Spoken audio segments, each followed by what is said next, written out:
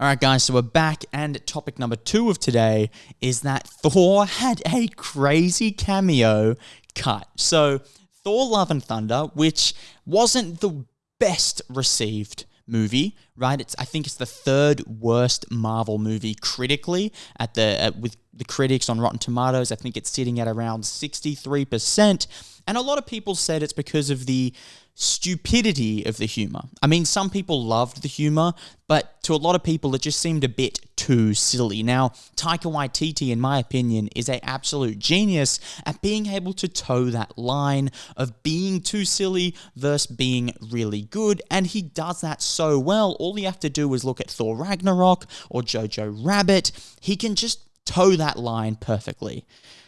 But even the best tightropers fall off. And Taika Waititi fell off with this one. I think the movie was just a bit too silly, and that's why it didn't quite do as well critically.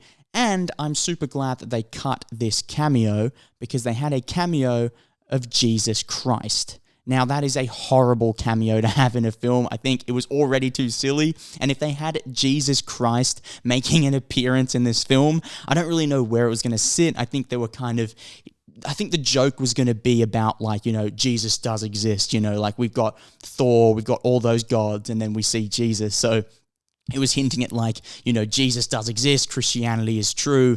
But I think it's a good thing they cut it, because Marvel were a bit worried about if they were to be like, oh, Christianity's right, Christianity's true, and not talk about the other religions. It could seem a little biased, or, in today's day and age, you just wouldn't want to toe that line. Even though Taika Waititi loves to, that's just not a risk you want to take. So Marvel told Taika to get rid of it, to cut it, and I'm super, super thankful, because if that was in it, it would have turned, like, I gave the movie about a 6 out of 10. It would have turned that film into a legit 3, because that would have just made it way too silly. So thank you, Marvel, for having the guts to tell Taika Waititi no, and thank you for having the foresight to go, you know what, the movie is silly enough, this might be a little silly. Now, I'm all for religion, I am religious myself, but I don't talk about religion on here, I don't disclose my religion, and I don't, say one religion is better than the other, because they're not.